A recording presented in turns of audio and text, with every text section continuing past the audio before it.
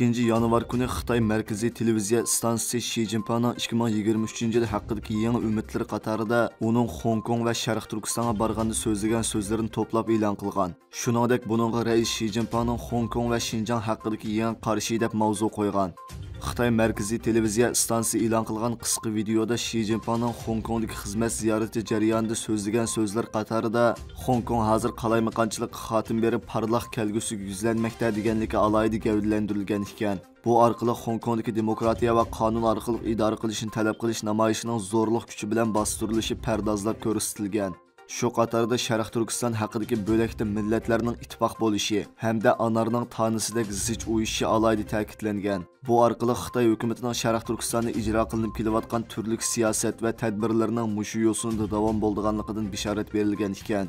Birlashgan Davlatlar Tashkiloti Kishilik huquq oliy kengashi 2022-yil e'lon qilgan dokladda Xitoy hukumatining Sharq Turkistondagi qilmishlari insoniyatga qarshi jinoyat deb ko'rsatilgan.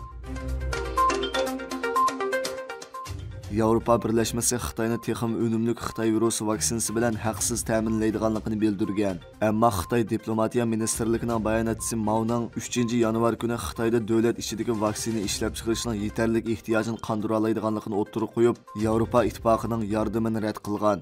Angliya pul muomala vaqt gezitining 3-yanvar kuni xabar qilishicha, ismini oshkorlashni xohlamagan Yevropa komissiyoni amaldori bu taklifning Yevropa ittifoqidagi 27 davlatning sahiya xodimlarining 3-yanvar kuni yig'indan bir qancha kun burun o'ttirib qo'yilganligini, Xitoy virusining variantlarini bartaraf qilish uchun ommaviy sog'lomlik bilimlarini o'rtoqlashish va vaksina i'ona qilish qatorliq ishlar uchun Xitoy amaldorlari bilan aloqalashganligini, lekin Xitoydan hech qanday javob kelmaganligini bildirgan.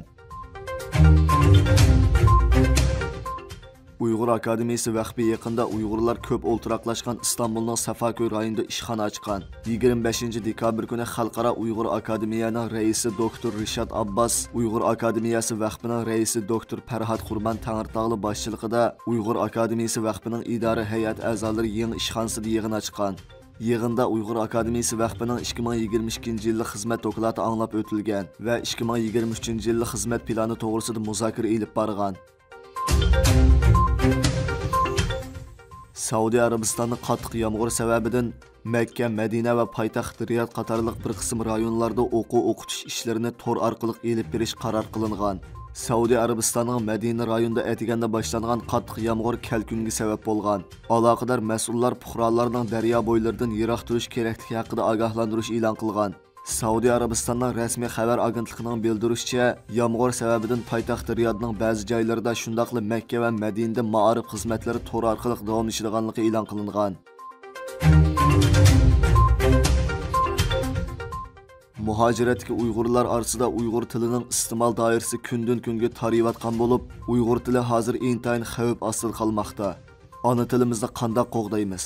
Uyg'ur tilimizni qo'g'dashni oldi bilan o'zimizdan boshlashimiz kerak. Birinchi, vatan ichi va sirtidagi Uyg'urlar cho'qim har kuni Uyg'urcha xabar, maqola va kitob o'qishga oz bo'lsin vaqtini alohida sarf qilish kerak. Shundala har bir Uyg'ur o'z tilining ravon va jonliqligini, Uyg'urcha tafakkur va fikr qilish usulini saqlab qola oladi. Ikkinchi, Uyg'urlar oilada o'zaro cho'qim sap Uyg'urcha so'zlashga ahamiyat berish. Bolalar tushunolmay qolarmikin deb yot tilni hargizmi aralashtirib olmaslik kerak.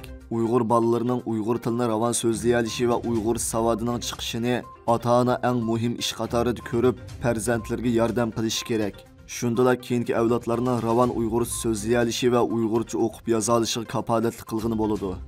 Uchinchi, har kasbdagi magistr va doktorlarning o'z kasbiga oid burun nashr qilingan kasbiy Uyg'urcha kitoblarni izlab topib o'qish kerak. Har kim o'z sohasida kasbiy bilim qurilmasiga tayinib, qisqa kasbiy maqolalarni yozib turishi va Uyg'ur tilining so'z yasash aloyidaligi bo'yicha Uyg'urchada bo'lmagan yangi kasbiy atalg'ularni ijod qilishga kuch chiqarish kerak. Agar yasalgan so'z Uyg'urchaning til qoidasiga va kasbiy ma'nolarga tushib qolsa, Uyg'urlar tarafidan tezli o'zlashidi. Uzoq qolmay Uyg'ur tili lug'at tarkibiga qo'shilishi mumkin. Shundaqla Uyg'ur tilining ma'arifda va fan texnikada ishlatkili bo'lgan til ekanligini yodlarga isbotlab, Uyg'ur tilining takror Uyg'ur ma'arifida va Uyg'ur tadqiqotchilarining kasbiy kitoblarida ishlatilganligini qayta ko'rgili bo'ladi.